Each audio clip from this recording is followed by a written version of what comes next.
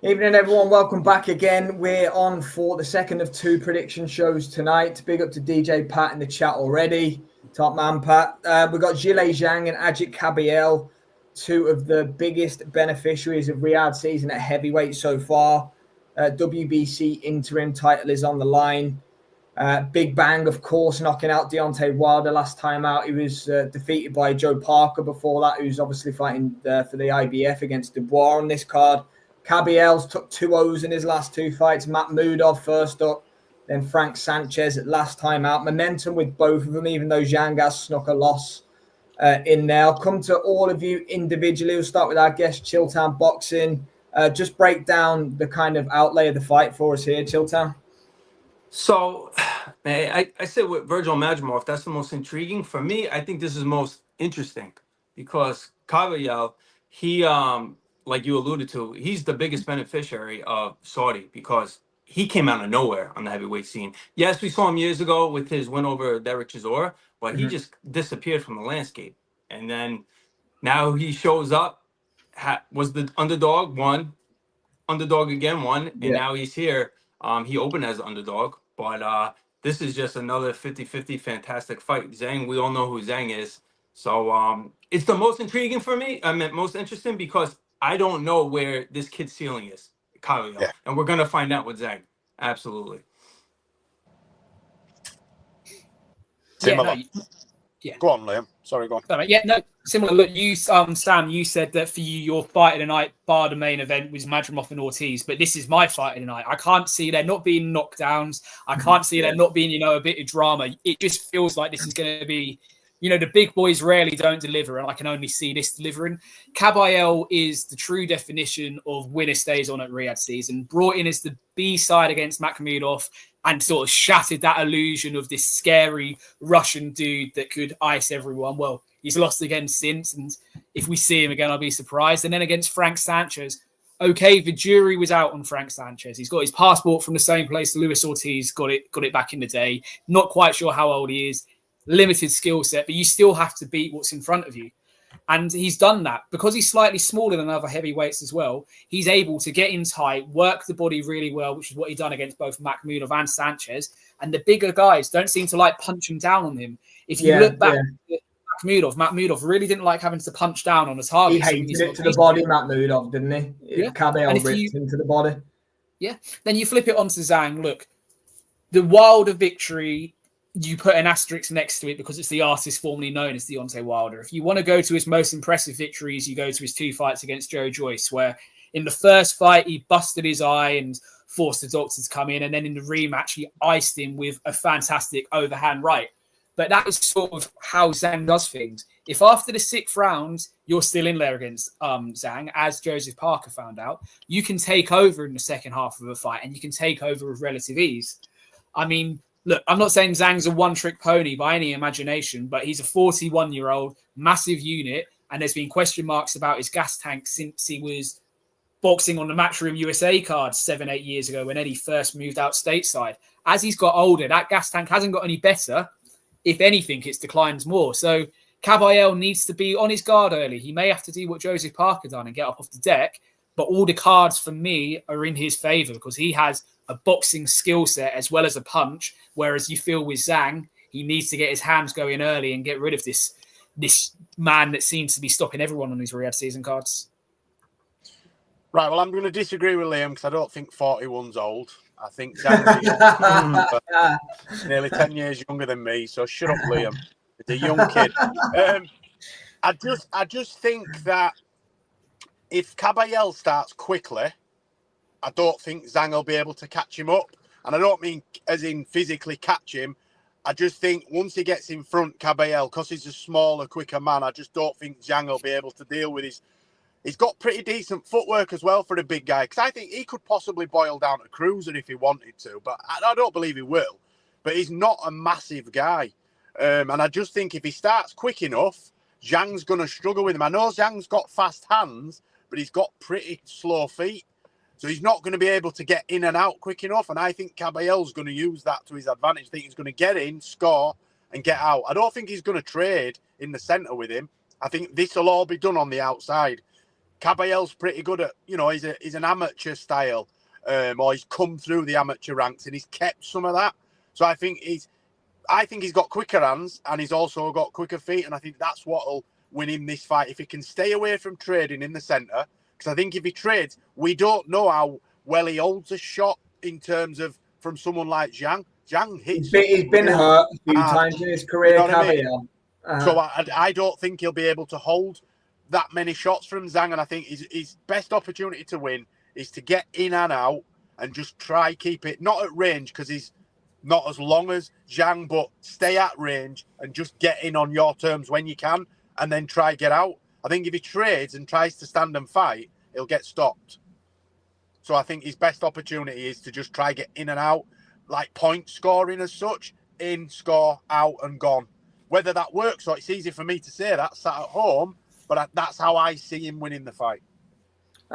Look, Kabayel's kind of been drowning his opponents on these Riyadh season cards, isn't it? You would think that would maybe tie into if he can get through 6 rounds that he can start to assert some dominance on Zhang. But I'm just going to go through a few of the comments before we come to everyone's prediction. Pat said Zhang must succeed by KO Kabayel before round 5, otherwise he's in trouble. Yeah, that's the general consensus, to be fair. I think Pat, Zhang, if he lands early, or Kabayel favoured the more the fight goes on. We've got David Roper. Thanks for being with us, Dave. Kabayel will be known as the forgotten man to the boogeyman to the number 1 contender after Saturday night. That's a Kabayel pick.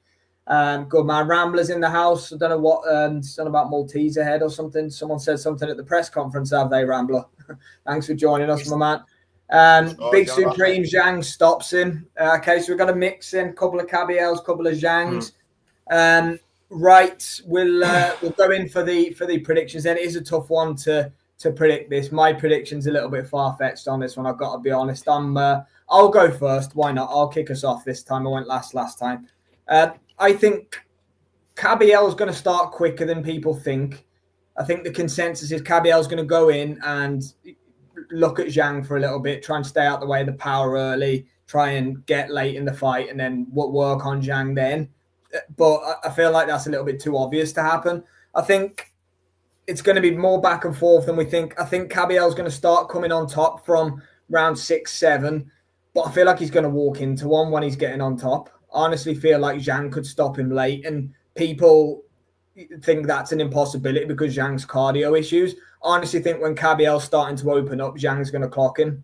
I do. So I've seen like a 7 or 8 knockout for Zhang when Kabayel is on top in the fight at that moment. That's how I see it, boys. Go on. Tell me I'm wrong. Yes. So I'm unlike Majimov and Ortiz, I'm a little more opinionated in this one.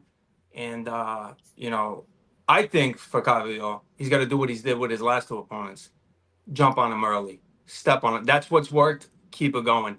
Zhang is 41. You will not see me picking a 41-year-old unless his name's Derek Chisora. I picked him over Ottawa Lean. But Zhang, this is the problem with Zhang.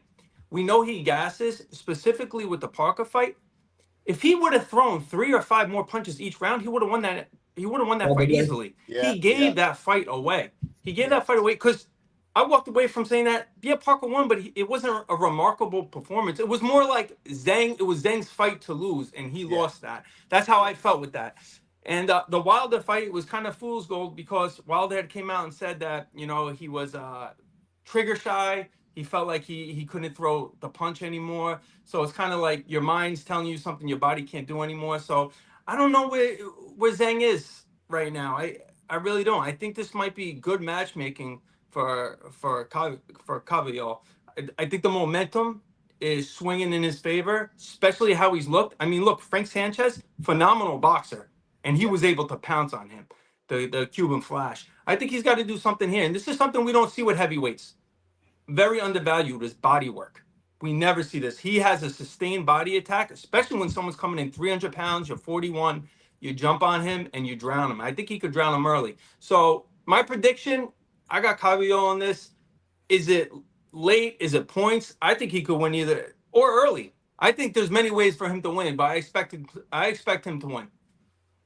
Okay, we've got 1-1 then. I've gone Zhang, ChillTownBoxing, gone Kabayel. Big Supreme's not convinced by Kabayel. Jay Liam? I've picked Kabayel from the off as soon as the fight were made. I just, similar to what Chilltown said, I think he's fresher. He's obviously younger. The momentum is starting to swing in his favour. I'm not so sure he'll do it early. I think he'll get a lead, but I think Zhang, as he's got his full power earlier in the fight, he'll be able to hold him off. But I think he'll get to him as it starts to go on. He'll keep the pace, whereas Zhang will start to fade. And I think, opposite to what you said, Sam, I think Kabayel's going to catch Zhang. I think Zhang might get desperate and start to open up a bit to try catch him. Kabayel will slip one, maybe counter.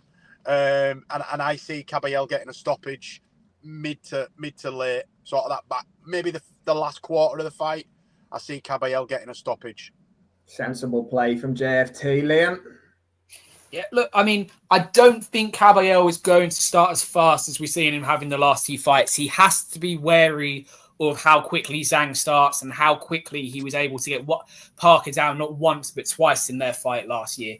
He'll come out and he'll look to assert himself, but he won't take unnecessary risks because the blueprint is there. If you can drag Zhang past those first five rounds, he's going to start tiring, he's going to slow down, and that will work in Kabayel's favour. He doesn't need to be taking unnecessary risks early. Look, if he gets dropped, he gets dropped. I don't see that being, massive signs of distress or anything to worry about. And it wouldn't at all surprise me if after 4 rounds, Zhang is 4 rounds up plus a knockdown. That wouldn't at all surprise me. But I do believe as we move into the middle rounds, Kabayel will begin to take over. He'll start working the body more. He'll start putting Zhang onto the back foot. And I'm going for a stoppage in round number 9 for Agit Kabayel. Okay, there we go. Then there we have it. We've got 3 picks for Kabayel. I'm on my lonesome for this one and picking Big Bang Zhilei Zhang. We got some love for our guest ChillTownBoxing from Big Supreme coming in the comments. So make sure you check out ChillTownBoxing on the X platform, as well as at Jay's Fight Talk and at Liam_Tully9. That is it for the prediction shows for tonight. We've covered Majamov Ortiz. We've covered Zhang and Kabayel. We've got much more to come tomorrow. It's been a pleasure having you on ChillTownBoxing as a guest. Thank you very much for giving up your time and coming on. Anytime, thanks. I love talking boxing. Anytime, guys. Top stuff. Appreciate that. Jay and Liam, has always been a pleasure, guys.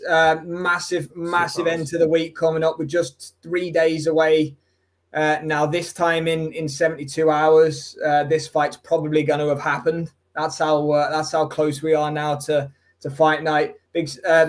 Not Big Supreme, ChillTownBoxing. You probably got an alarm for 6 a.m. to get up and watch the Saudi. You know what's crazy? That I'm supposed to work Saturday. I burned a vacation day just so I can stay home and watch it.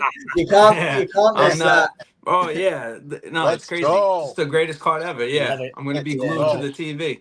Yeah, it's probably starting at about 10 o'clock in the morning. Is it? Are you on the East Coast? No. It's around 11:30. It's actually great. Okay, it's around 11:30. It's done by like 5 p.m. I mean, I wish they were always like that. Yeah, so do I. It'd be good if it was like that here. Yeah. The only time I get a little screwed up is the Japanese cards, right? Because then I'm waking up at 4 or 5. But that's few and far. You get it good over there. We have to do that every weekend. I know. That's a normal Saturday night for us. We walk around on Sunday like this. Like zombies. Yeah. No, good to chat, man. Appreciate it. Big Supreme, Ryan Hong, Rambler, Rope-a-Dope Dave, DJ Pat, thanks for the interaction, guys. We'll see you all later in the week. Have a great evening, everybody. See you, fellas. Yeah, man. Cheers, everybody.